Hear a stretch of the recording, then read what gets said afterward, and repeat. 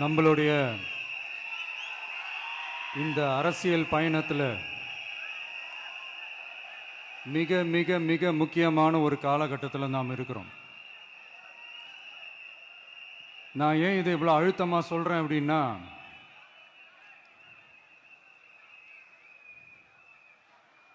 ஏதோ அழுத்தம் இருக்குமோன்னு நினைக்கிறீங்களோ? அழுத்தமா நமக்கா?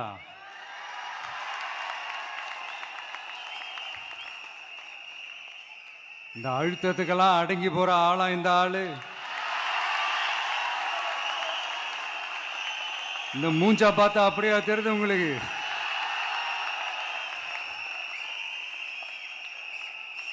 அதனால அப்படியெல்லாம் நடக்காது. அதுவும் முக்கியமா நம்ம கிட்ட அதெல்லாம் நடக்கவே நடக்காது. ஆனா அழுத்தம் இருக்குதான்னு கேட்டீங்கன்னா இருக்குது. அது நான் இல்லைன்னு சொல்ல வரல. நமக்கு இல்ல, மக்களுக்கு. தமிழ்நாட்டை இதுக்கு முன்னாடி ஆண்டவங்களும் சரி பாஜகவுக்கு அடிமையா தான் இருந்திருக்கிறாங்க. ஸோ அவங்கள நம்பியும் ஒரு பிரயோஜனமும் இல்லை. இப்ப ஆண்டுகிட்டு இருக்கிற இந்த திமுக அரசாச்சும் நமக்கு ஏதாவது செய்வாங்கன்னு பார்த்தா இவங்களும் அவங்கள மாதிரியே தான். இன்னும் சொல்ல போனா ஒரு படி மேல, இன்னும் மோசம். அவங்களாச்சும் நேரடியா சரண்டர் ஆகி இருப்பாங்க, இவங்க மறைமுகமா சரண்டர் ஆகி இருக்கிறாங்க. அவ்வளவுதான் வித்தியாசம். அதனால நீங்க பாத்தீங்கன்னா அவங்களோட அந்த வேஷம் கலைஞ்சிடக்கூடாதுன்றதுக்காக இந்த கலர் கலரா கவர்ச்சிகரமான இந்த அறிவிப்புகள்லாம் வெளியிடுறாங்க. நோட்டீஸ் பண்ணியிருப்பீங்கன்னு நினைக்கிறேன்.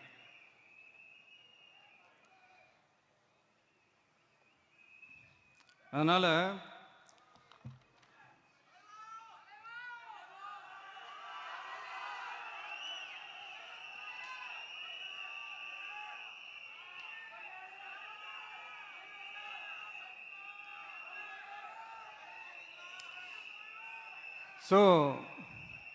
இவங்க எல்லாரும் இப்படியே இருக்கிறாங்களே, நமக்காக உண்மையா உழைக்கிறதுக்கு யாராச்சும் வந்துட மாட்டாங்களா அப்படின்னு மக்கள் ஒரு விதமான அதை வெளியில சொல்ல முடியாத ஒரு அழுத்தத்தில் இருக்கிற நேரம் இது.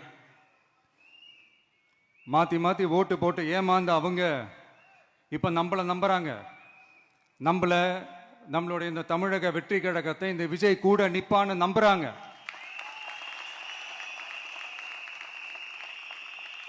நம்மள நம்புறவங்களுக்காக நாம நம்பிக்கையோடு இருக்கணும்ல.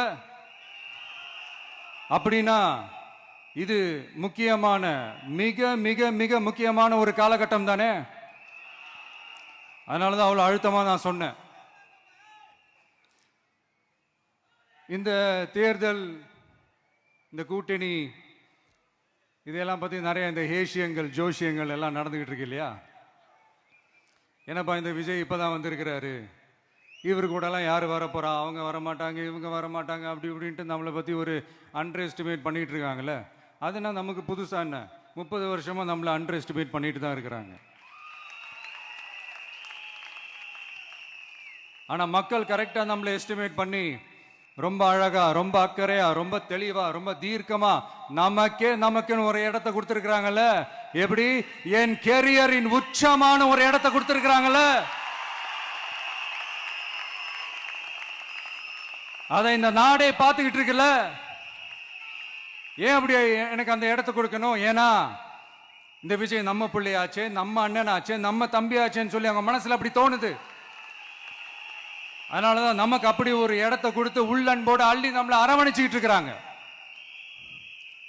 அப்படி நம்மளை நம்புறவங்களுக்காக நாம உழைக்கிறதே அது ஒரு பழக்கமாகி இப்ப அதுவே என்னுடைய ஒரு ஒரிஜினல் கேரக்டராகவே மாறிடுச்சு. இத்தனை வருஷமா இருக்கிற அந்த உழைக்கிற குணம் அது எப்படி மாறும்? அதெல்லாம் மாறவே மாறாது. அரசியலுக்கு வந்ததுக்கு அப்புறமும் சரி, ஆட்சி அதிகாரத்துக்கு வந்ததுக்கு அப்புறமும் சரி, ஒன்னே ஒன்று சொல்ற, எழுதி வச்சுக்கோங்க. இதுக்கு முன்னாடி இருந்தவங்க மாதிரியோ இல்ல இப்ப இருக்கிறவங்க மாதிரியோ ஊழல் செய்யவே மாட்டான்.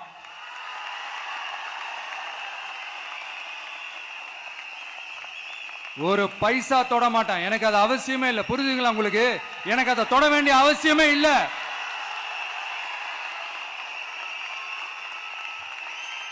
ஒரு துளி ஊழல் கரை கூட படியவே படியாது, படியவும் விட மாட்டான். நீங்க கேட்கலாம், இது என்ன சினிமாவா? இதன முதல்வன் படமா? ஒரே நாள்ல வந்து இவர் எல்லாத்தையும் கிளீன் பண்ணிடுவாரான்னு நீங்க கேட்கலாம். ஓகே, பிராக்டிகலா அது பாசிபிள் இல்லதான். But it is a process, right? It is a process. இப்படி எதுக்குமே ஆசைப்படாத ஒருத்தன் அரசியலுக்கு வர்றான் அப்படின்னா, அவன் கண்ணு முன்னாடி ஏதாவது ஒரு தப்பு நடக்குது அப்படின்னா, அவன் கண்ணு முன்னாடி ஏதாவது இந்த மாதிரி ஒரு ஊழல் நடக்குது அப்படின்னா, அதை பார்த்துக்கிட்டு அவன் சும்மா இருப்பான்னு நினைக்கிறீங்க?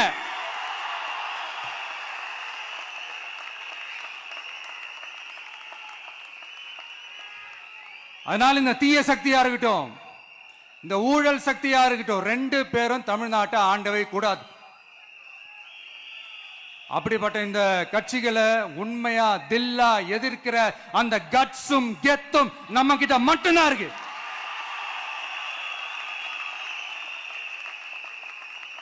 அதனால நீங்க என்ன சூழ்ச்சி நம்ம மேல பண்ணாலும், என்ன அழுத்தம் நீங்க கொடுத்தாலும், இந்த அடங்கி போறதுக்கோ, இந்த அண்டி பொழைக்கிறதுக்கோ, இல்ல இந்த அடிமையா இருக்கிறதுக்கால நாம அரசியலுக்கு வரல. என் மண்ணுக்கும் மக்களுக்கும் யார் என்ன தீங்கு செஞ்சாலும் அதை எதிர்த்து அவங்க கிட்ட இருந்து நம்ம மக்களை பாதுகாக்கிறதுக்காக தான் நம்ம அரசியலுக்கே வந்திருக்கிறோம். அண்ட் முக்கியமா தோழர்களே, மக்களுக்கு என் மேல மட்டும் நம்பிக்கை இருந்தா அது பத்தாது. என் கூட டிராவல் பண்ற என்னோட எல்லா தோழர்கள்கிட்ட அந்த நம்பிக்கை வரணும்.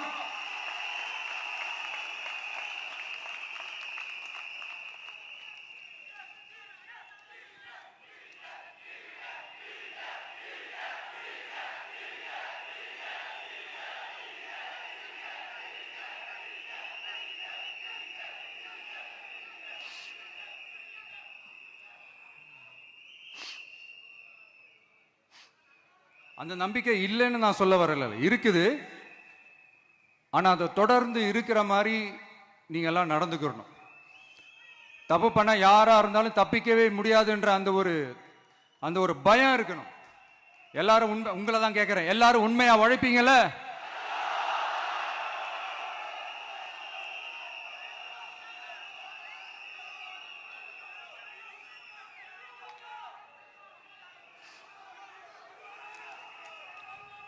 யாருக்காகவும் எதுக்காகவும் நம்மளோட அரசியல காம்ப்ரமைஸ் பண்ணிக்கவே கூடாது. செய்வீங்கல்ல?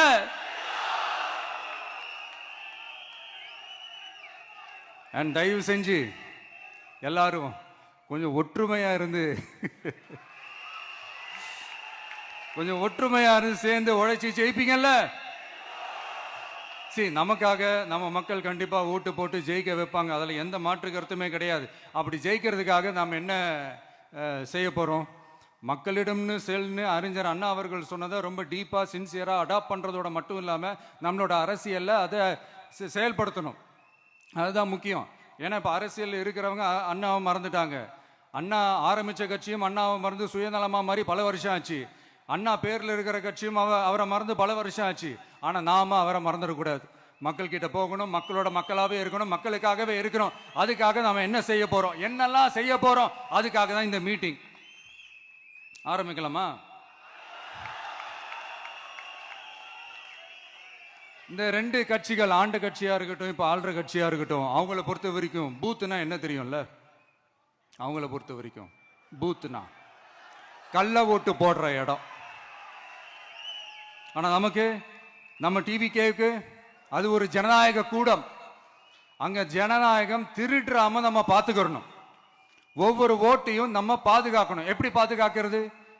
ஒவ்வொரு வீட்டில் இருக்கிற ஒவ்வொரு ஓட்டும் நமக்கு தானே ஃபர்ஸ்ட் கன்ஃபார்ம் பண்ணுங்க. எனக்கு தெரிஞ்சு தமிழ்நாட்டில் ஒரு 2.25 கோடி ரேஷன் கார்டுகள் இருக்கும்னு நினைக்கிறேன். அவங்க எல்லாரும் வேற வேற எந்தெந்த கட்சியில் இருந்தாலும் கட்சி வேறுபாடு எல்லாத்தையும் தாண்டி இந்த விஜய் அவங்க வீட்டில் ஒருத்தனா வாழ்ந்துட்டு இருக்கிறான். அவங்க குடும்பத்தில் ஒருத்தனா பார்த்துக்கிட்டு இருக்கிறாங்க. அதனால இந்த கட்சி கிச்சி எல்லாத்தையும் தாண்டி இந்த விஜய் கூட நிக்கணும்னு முடிவு பண்ணிட்டாங்க. அதனால அப்படி முடிவு பண்ண அவங்கள பாதுகாப்பா பூத்துக்கு கூட்டிட்டு வாங்க. நம்மளோட இந்த விசில் சின்னத்துக்கு ஓட்டு போட வைங்க.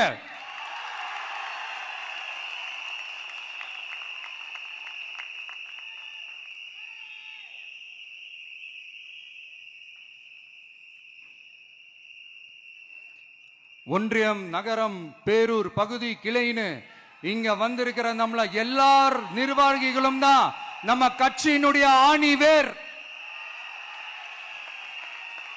நீங்க எல்லாரும் சுதந்திரமா செயல்படணும், சுதந்திரமா செயல்பட விடணும்.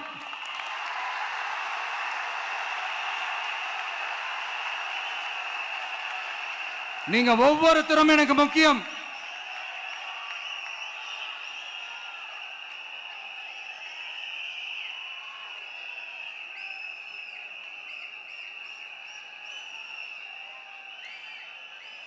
நீங்க தான் நம்மளுடைய இந்த பிஎல்ஏஸ் பூத் லெவல் ஏஜென்ட்ஸோட களத்தில் நின்று வேலை பார்க்க போற ஃப்ரண்ட் லைன் வாரியர்ஸ். இப்ப நடக்க போறது வெறும் எலெக்ஷன் கிடையாது, இது ஒரு ஜனநாயக போர். இந்த டெமோக்ராட்டிக் பேட்டில லீட் பண்ண போற கமாண்டர்ஸ் நீங்க தான்.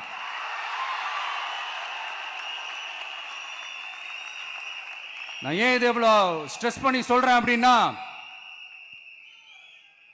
இந்த தீய சக்தி எப்படி, இந்த தீய சக்தியோட தில்லு முள்ளுலாம் உங்களுக்கே நல்லா தெரியும். முழிச்சிட்டு இருக்கும் போது முழியை தோண்டி எடுத்துட்டு போற கூட்டம். அதனால கொஞ்சம் ஜாக்கிரதையா இருக்கணும். நம்ம எலெக்ஷனுக்கு இன்னும் 3 மாசம் தான் இருக்குது, அவ்வளவு கூட இல்லைன்னு நினைக்கிறேன். இந்த 3 மாசத்துல நீங்க செய்ய போற அந்த களப்பணியில தான் நம்மளுடைய வெற்றியே இருக்குது. உங்களுக்கு இந்த விஜய் பிடிக்கும்ன்றது உண்மைனா, சத்தியம்னா, உங்களோட உழைப்புல அதை காட்டுங்க. அப்புறம் நாங்க அறிவிக்க போற வேட்பாளர்களுக்கு நீங்க உங்களுடைய முழு ஒத்துழைப்பை நீங்க கொடுக்கணும். கொடுப்பீங்க தானே?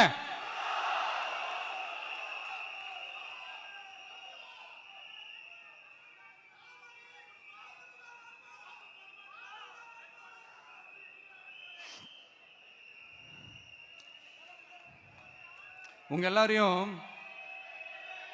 ஒரு எனர்ஜைஸ் பண்ற மாதிரி உண்மையா நடந்த ஒரு கதை ஒன்று சொல்றேன்.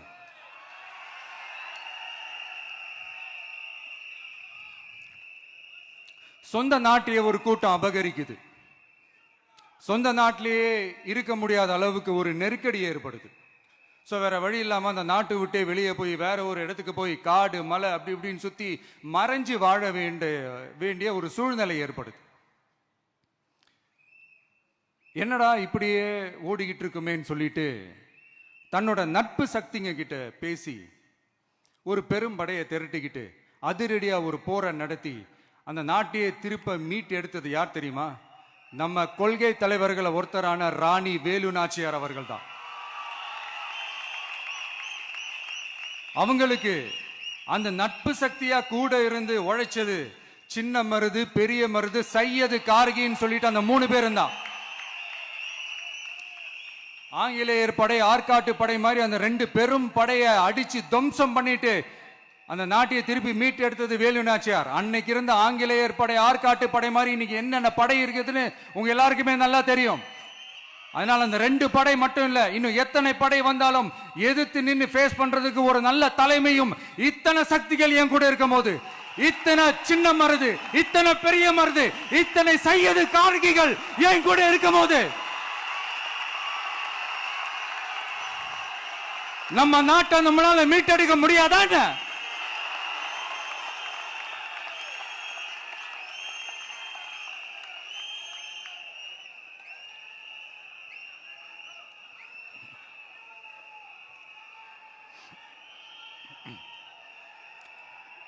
அதுவும் இந்த படை, நம்மளுடைய இந்த டிவிகே படை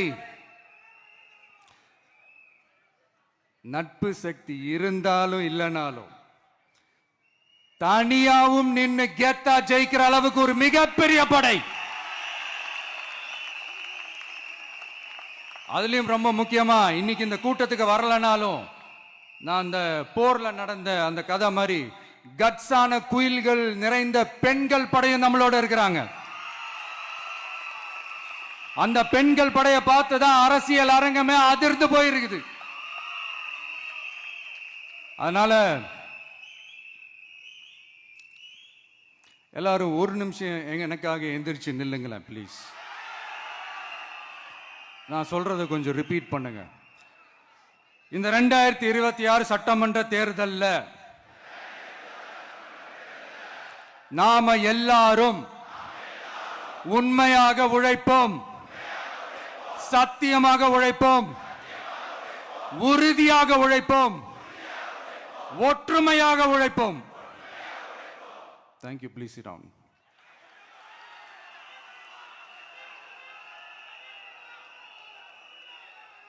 உங்களோட இந்த வார்த்தையை நான் மனப்பூர்வமா நம்புறேன்.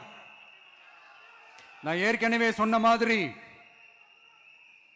இந்த வரப்போற தேர்தல் இதுவரைக்கும் தமிழ்நாடு பார்த்திராத ஒரு வித்தியாசமான தேர்தல். நம்மளுடைய படை வரிசையும் அப்படிதான், ஒரு பவர் பேக்ட் ஃபோர்ஸ்.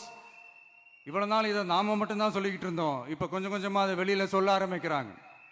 என்னடா இந்த விஜய் கூட இருக்கிற ஃபோர்ஸை பார்த்தா சாதாரண ஃபோர்ஸ் மாதிரி தெரியல, மிலிட்ரியோட பெரிய ஃபோர்ஸா இருக்குது, வரப்போற எலெக்ஷனை கணிக்கவே முடியல, அப்படி இப்படின்னு சில குரல்கள்லாம் கேட்க ஆரம்பிக்குது.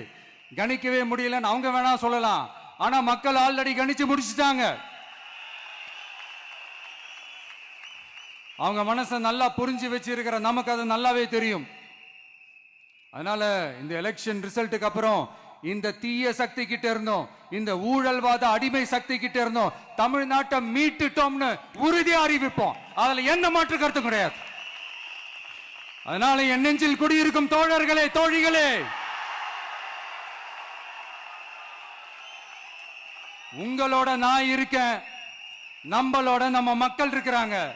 இதுக்கு மேல என்ன வேணும்? கான்பிடண்டா இருங்க, நல்லதே நடக்கும், வெற்றி நிச்சயம். மீண்டும் சந்திக்கும் வரை நன்றி, வணக்கம். தமிழக வெற்றி கழகத்தின் வெற்றி தலைவர், தர்மத்தாயின் தவ புதல்வன் தலைவரின் பொற்கரங்களால் please sir, please sir.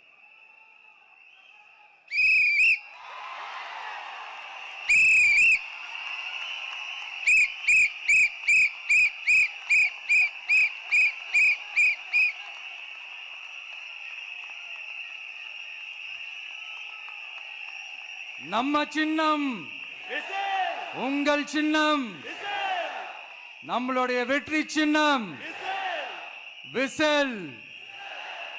Cup முக்கியம் பகிலே.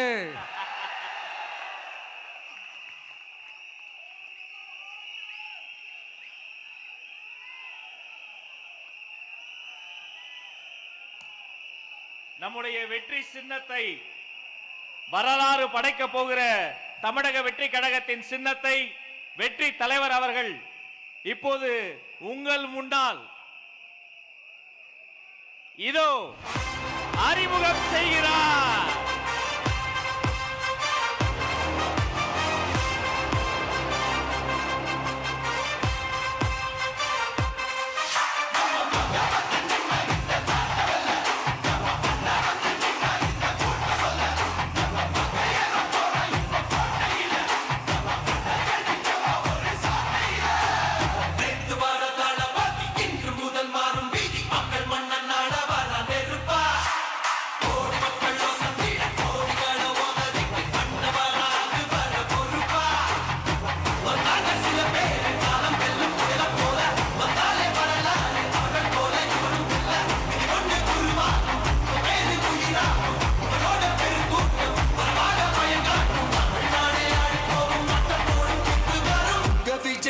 விஜய் உயிரென்ன வரனா, விஜய் உங்க விஜய் எளியவன் குரல் தான்.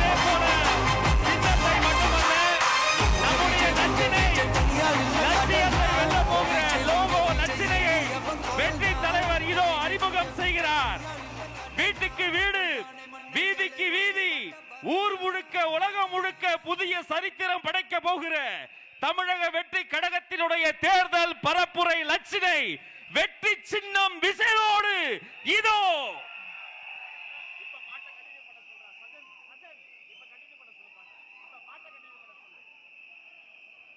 வெற்றி தலைவரின் வெற்றி சின்னம் விசில். உழைக்கும் மக்களின் சின்னம் விசில். பாட்டாளிகளின் சின்னம் விசில். தாய்மார்களின் சின்னம் விசில். தமிழ்நாட்டின் சின்னம் விசில்.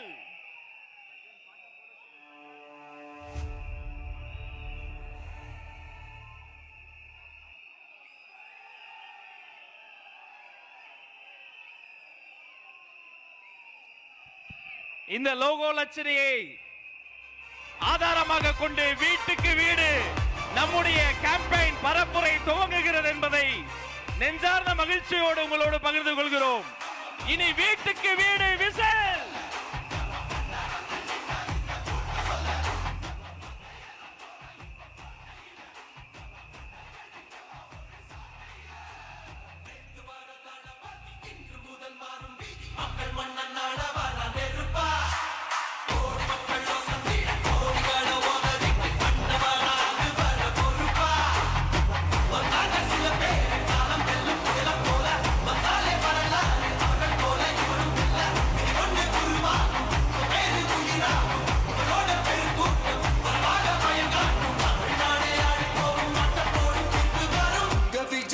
விஜய் உயிர் என்ன வரனா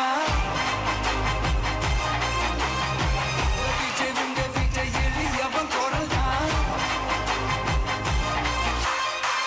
விஜய் உங்க விஜய் தனியால் இல்ல கடல் தான் விஜய் உங்க விஜய் எளியவன் குரல் தான் விஜய் உங்க விஜய் தனியால் இல்ல கடல் தான் மக்கள் தானே மன்னர்களை உனக்கு காட்ட வரனா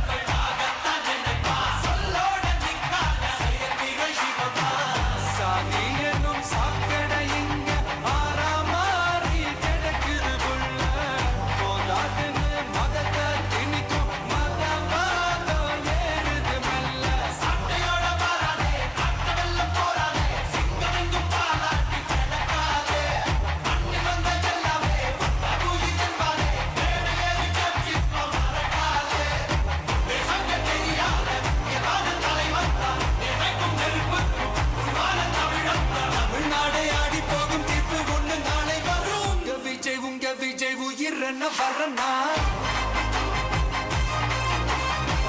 விஜய் உங்க விஜய் எளியவன் குரல் தான்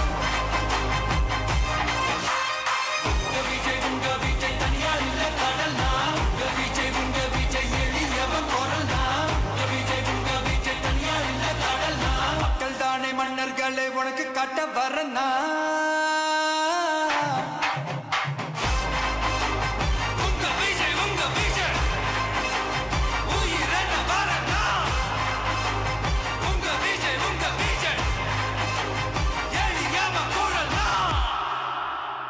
உங்க விஜய்